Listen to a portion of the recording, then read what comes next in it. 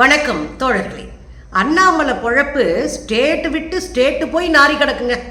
லோக்கல்ல தான் வச்சு அடிச்சாங்கன்னா கர்நாடகத்தில் அண்ணாமலையை கேலி பண்ணி வீடியோக்கள் போட்டு சமூக வலைத்தளத்தில் ட்ரெண்ட் பண்ணிட்டு இருக்கிறாங்க. அண்ணாமலை மானம் இப்படி ஸ்டேட்டாக பறக்க ஆரம்பிச்சிருக்கு. அதில் அண்ணாமலை கட்சிக்காரரே ஒருத்தர் திருவள்ளூரில் சாட்டையால் அடித்து அண்ணாமலையை மேலும் அசிங்கப்படுத்தி இருக்கிறார். இதெல்லாம் தாண்டி ஒரு பக்கம் பார்த்தீங்க அப்படின்னா அண்ணா பல்கலைக்கழகத்தின் மாணவியினுடைய எஃப்ஐஆர் ரிலீஸ் ஆச்சு இல்லையா, அதுக்கு யார் காரணம்னு கண்டுபிடிச்சாச்சு.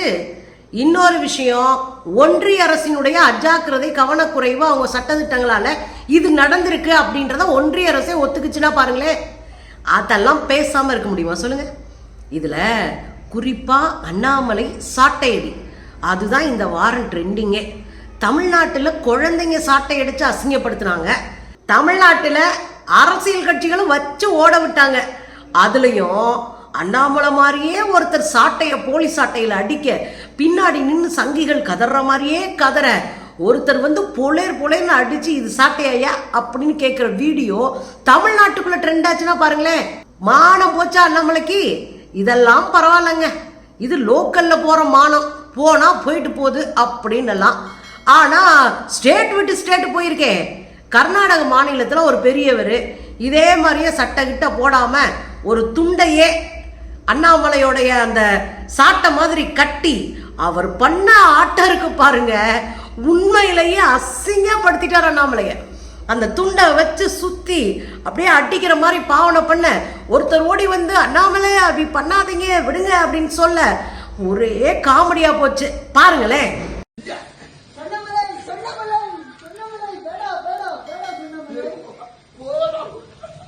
என்னத்த செய்யறது, இவர் ஏதோ நினைச்சு அடிக்க ஊரெல்லாம் சேர்ந்து அடிக்க பயங்கரமான வைரலா போச்சு இந்த வீடியோ. இதெல்லாம் பரவாயில்லங்க, அடுத்தவங்க கேலி பண்றாங்க. ஆனா சொந்த கட்சிக்காரங்களே உருட்டுனா பாவல்ல அண்ணாமலை நொந்துட்டாருங்க. திருவள்ளூர் டிஸ்ட்ரிக்ட்ல கிழக்கு பகுதியினுடைய ஊடக பிரிவுல தலைவராக இருக்கிறவர் கோகுலகிருஷ்ணன். அவர் இன்னைக்கு கோயில் முன்னாடி நின்று அரை நிர்வாணமா நின்று சாட்டையால் அடிச்சிருக்காரு. என்னையான்னு போய் கேட்டாதான் பாலியல் குற்றவாளிகளை எல்லாம் பதவி கொடுத்து உட்கார வச்சிருக்காரு அண்ணாமலை. என்னவா, பாலியல் குற்றவாளிகளை பதவி கொடுத்து உட்கார வச்சிருக்காரு. அதுக்காக நானும் 6 அடி அடிச்சுக்கிறேன் நீதி கேட்டு அப்படின்னு அடிச்சிருக்காரு. இது வேற லெவல்ல. ஏன்னா இந்தியா முழுதும் பாலியல் குற்றவாளிகளுடைய கூடாரமாக பாஜக இருக்கு. இந்த பாலியல் குற்றவாளிகளின் கூடாரத்துல இருந்துகிட்டு பாலியல் சுரண்டலுக்கு ஆளான பெண்களுக்கு நீதி கேட்டு போறதெல்லாம் வேற லெவல் ஸ்டண்ட். அப்படியாவது நான் ஓட்டு கிடைக்காதா அப்படின்னு இந்த கும்பல் அலையிறத நம்மளால உணர முடியுது. ஆனா பாருங்க, சொந்த கட்சிக்காரனே சொந்த காசுல சூனிய வச்சு அண்ணாமலைய ஆஃப் பண்ணி விட்டாரு. இன்னைக்கே அதான் ட்ரெண்ட்னா பாருங்களேன் என்ன மாதிரி நிலைமை போச்சுன்னு. அளவுக்கு அதிகமா ஆடினா இதுதான் நிலைமை. சரிங்க, பக்கத்து ஊருக்காரங்க உள்ளூர் கட்சிக்காரங்க தான் இது பண்றாங்கன்னா டைரக்டர் பாலாவை பேட்டி எடுக்கிறாங்க ஒரு சேனல்ல. டைரக்டர் பாலா கிட்ட போய் பேட்டி எடுத்து என்னங்க நினைக்கிறீங்க இந்த சாட்டை அடியெல்லாம் அப்படின்னு கேட்டா அவர் புளிச்சுன்னு துப்பிட்டாரு. அவர் என்ன சொல்றாரு தெரியுமா, அது பாதி பைத்தியங்கன்ட்டாரு. யாரு, அண்ணாமலைய. பாதி பைத்தியம் பாதி அட்டென்ஷன் சீக்கிங்ல இருக்காருங்க. அவருக்கு தேவை அடையாளப்படுத்திக்கணும், அதுக்காக இதை செஞ்சிட்டு இருக்காரு. அவர் பாதி பைத்தியங்க அப்படின்னு டைரக்டர் பாலா சொல்ல காவிகள் எல்லாம் கதற ஆரம்பிச்சிருக்காங்க, ஐயையோ ஐயையோ அப்படின்னு. அட்டென்ஷன் கிரியேஷன் தானே, அதனால இது ஒரு பாதி பைத்தியகாரத்தனம், பாதி அட்டென்ஷன் கிரியேட். இப்படி போறவங்க வர்றவங்க உட்கார்றவங்க படம் எடுக்கிறவங்க எல்லாரும் பொல்லேர்னு அண்ணாமலைய போடனிலே போட்டு தாக்க இன்னொரு இடத்துல அண்ணாமலை குரூப் மாட்டிருக்கு. அண்ணா பல்கலைக்கழகம் இருக்கு இல்லையா, அதுல ஏற்பட்ட பாலியல் குற்றத்திற்கு நீதி கேட்டு ஏராளமான போராட்டங்களை எதிர்கட்சிகள் நடத்துறாங்க. என் கூட்டணி கட்சிகள் என்ன வழிமுறைகளை பின்பற்றணும்னு போராட்டம் நடத்தினாங்க. சரியான ஆளை கைது செய்த பிறகு சரியான வழியில அந்த கேஸ் போகணும் அப்படின்னு கேட்டு அவங்க ஆர்ப்பாட்டம் பண்ணாங்க. இந்த கும்பல் தினந்தோறும் வெரைட்டியா ஆர்ப்பாட்டம் பண்ணிட்டு கிடக்குங்க. அதுல அந்த சமயத்துல எஃப்ஐஆர் ஒன்று ரிலீஸ் ஆயிடுச்சு. அது மிகப்பெரிய பரபரப்பான குற்றச்சாட்டா மாறிச்சு ஆளுங்கட்சிக்கு. இதுல என்ன அப்படின்னா, பாதிக்கப்பட்ட பெண்களுக்கு அவமானம் ஏற்படுத்துகிற வகையில அவங்களுடைய சுயமரியாதைக்கு இழுக்கு வர வகையில அவங்களுடைய அட்ரஸ் பேரெல்லாம் வெளியிடப்பட்டா அது குற்றம். இது இந்திய அரசியல் சாசனம் சொல்லுகிற குற்றச்சாட்டு. இது அரசு பத்திரமா பார்த்துக்கணும் அப்படின்றதுல நமக்குமே மாற்று கருத்து இல்லை. ஆனா அரசு தன் பக்கத்துல விளக்கம் சொன்னாங்க. என்ன சொன்னாங்க? எங்க வேணும்னே இதெல்லாம் நாங்க வெளியிடல, நாங்கன்னா அதிமுகவா வேணும்னே வெளியிட்டு எங்க கட்சிக்காரங்களை பாதுகாக்கிறதுக்காக நாங்க வேலை பார்க்க. அரசு தரப்புல என்ன சொன்னாங்கன்னா, நாங்க வேணும்னே வெளியிடல, இது ஒரு டெக்னிக்கல் எரர்ல வெளியாயிருக்கு, இதை யாரும் வெளியே போடக்கூடாது, அப்படி போட்டீங்கன்னா உங்க மேல சட்ட ரீதியான நடவடிக்கை எடுப்போம் அப்படின்னு சொல்லும்போது பாஜகவினுடைய வழக்கறிஞர்கள் ஒரு வழக்கு போட்டாங்க. வழக்கு போட்டுட்டு 25,000 இந்த பொண்ணுக்கு நட்டையீடு கொடுக்கணும் அரசு அப்படின்னு கிளைம் பண்ணாங்க. அரசு நீதிமன்றமும் நட்டையீடு கொடுக்கணும்ட்டாங்க. ஆனா இப்ப என்ன ஆகி போச்சுன்னா, தேசிய தகவல் மையம் இருக்கு இல்லையா, தகவல்கள் எல்லாம் பதிவு செய்யற மையம், அது ஒரு உண்மையை ஒத்துட்டு இருக்கு. என்ன? ஆமா, இது டெக்னிக்கல் எரர் தான். எதனால டெக்னிக்கல் எரரு? நீங்க முன்னாடி இந்தியன் பீனல் கோட் அந்த சட்ட பிரகாரம் தான் நாம எல்லா வழக்குகளையும் பதிவு பண்ணுவோம். இந்திய குற்றவியல் சட்டத்தின் அடிப்படையில் பதிவு பண்ணுவோம். இப்ப அதை தான் பாரதிய நியாய சங்கிரிதா சங்கீதான்லாம் மாத்திட்டானுங்க. இப்ப 2 வேலை பார்க்க வேண்டி இருக்கு. இந்த பக்கம் இந்த குற்றத்தை இந்தியன் பீனல் கோட்ல பதிவு செய்து அப்படியே அதை வேற இந்த சன்ஸ்கிருதா கன்கிருதா இருக்கு இல்லையா, இதனுடைய ஃபார்மேட்டுக்கு மாத்தணும். இந்த பீரியட் இருக்குல்ல, இதுல இருந்து இதுல மாறுறது அப்படின்ற அரசு கொடுத்திருக்கிற அந்த டெக்னிக்கல் பீரியட் இருக்குல்ல, அந்த பீரியடுக்குள்ளதான் இது டவுன்லோட் பண்ணப்பட்டிருக்கு. அதுலயும் இதை 17 பேர் டவுன்லோட் பண்ணியிருக்கிறாங்க. அதுல 7 பேர் பத்திரிகைக்காரங்க, அதாவது மெயின் ஸ்ட்ரீம் மீடியா டிவியில் ஒர்க் பண்ணுற ரிப்போர்ட்டர்ஸ் தான் அதை டவுன்லோட் பண்ணி வெளியிட்டிருக்காங்க.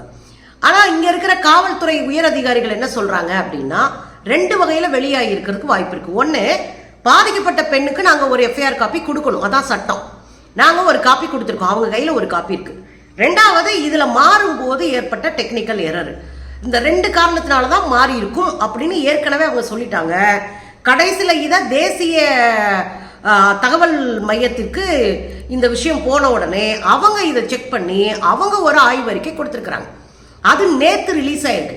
ஐபிசி செக்ஷன்ல பதியப்பட்ட இந்த வழக்கு பாரதிய நியாய சங்கிருதாவில் மாறும் போது இந்த எரர் ஏற்பட்டிருக்கு, இது டெக்னிக்கல் எரர் தான், இது நடக்காம பார்த்துக்கணும் அப்படின்ற மாதிரி ஒரு அறிக்கை கொடுத்திருக்கிறாங்க.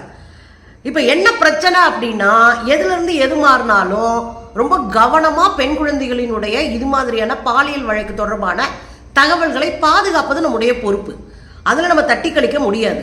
ஆனா இதை டவுன்லோட் பண்ணி எடுத்து வெளியிட்டாங்க வரை 7 பேர், முதல்ல அவங்களுக்கு சட்ட ரீதியான நடவடிக்கை எடுக்கப்படணும். ஒன்று வெளியவே தெரிஞ்சால் கூட நீங்க அதை டவுன்லோட் பண்ணி எடுக்கிறீங்க அந்த மீன் டைம்குள்ள அப்படின்னா இது அயோக்கியத்தனம். அந்த பெண் மீதான அந்த வழக்கை நீங்க தான் வெளியிட்டு இருக்கீங்க. இதை யார் டவுன்லோட் பண்ணி வெளியிட்டாங்களோ அவங்க தான் அதை வெளியிட்டு இருக்கிறாங்க. இது சட்டத்திற்கு புறம்பான ஒரு அயோக்கியத்தனம். அதை கண்டிக்கணும். அந்த 14 பேர் மேலேயும் இப்ப வழக்கு இருக்கு. 14 பேரும் விசாரணைக்கு உட்படுத்தப்பட்டுக்கிட்டு இருக்கிறாங்க. ஒரு பக்கம் இன்னைக்கு இது வெளியாயிருச்சுங்க. ஒருவேளை இது வெளியாகல அப்படின்னா திட்டமிட்டு பல ஆண்டுகள் கழித்தும் கூட வேண்டுமென்றே ஒரு பெண் குழந்தையினுடைய வழக்குல எஃப்ஐஆர் ரிலீஸ் பண்ணி குற்றவாளியை பாதுகாக்க பார்த்துச்சு அப்படின்ற அந்த குற்றச்சாட்டு நின்று போகும். காலந்தோறும் அது குற்றச்சாட்டாவே நிற்கும். அது எவ்வளவு பெரிய அயோக்கியத்தனம். குறைந்தபட்சம் ஒரு அரசு நியாயமாக நடந்துக்கிற முயற்சி பண்ணும்போது கூட நிற்க வேண்டிய தேவையும் நமக்கு இருக்கு. ஏன்னா எல்லா இடத்துலையும் பாலியல் குற்றச்சாட்டு குற்றவாளிகளுக்கு சார்பாக அரசுகள் நிற்கும் போது, பாஜக நிற்கும் போது, அதிமுக நின்ற போது, இவங்க அதை மாற்றா செய்ய நினைக்கிற போது கூட நிற்க வேண்டிய அவசியம் இருக்கு. அரசுக்கு நம்ம சொல்றது, இது மாதிரி வழக்குகளை இன்னும் கவனமாக நீங்க கையாளணும், ஆவணங்களை இன்னும் பாதுகாப்பாக நீங்க வைக்க வேண்டிய பொறுப்பு அரசுக்கும் இருக்கு அப்படின்றதான். ஆக மொத்தம் இது வெளியானதுல இருந்து சங்கிகள் கதற ஆரம்பிச்சிருக்கிறாங்க.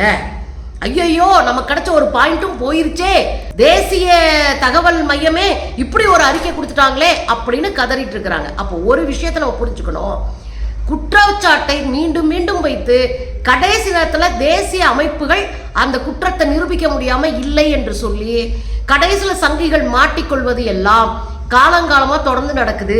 தஞ்சாவூர்ல ஒரு மாணவியினுடைய தற்கொலையில இதைத்தான் இந்த கும்பல் செஞ்சுச்சு. கடைசியில தேசிய குழந்தைகள் ஆணையம் அப்படி ஒன்று நடக்கவே இல்லை, மதம் மாற்றத்திற்கான எந்த அடிப்படை ஆதாரம் இல்லைன்னு அறிக்கை வெளியிட்ட பிறகு கப்சிப்புன்னு வாய மூடினாங்க. இப்பயும் அதே தான் நடந்திருக்கு. இப்ப என்ன பண்ணுவாங்கன்னு பார்ப்போம்.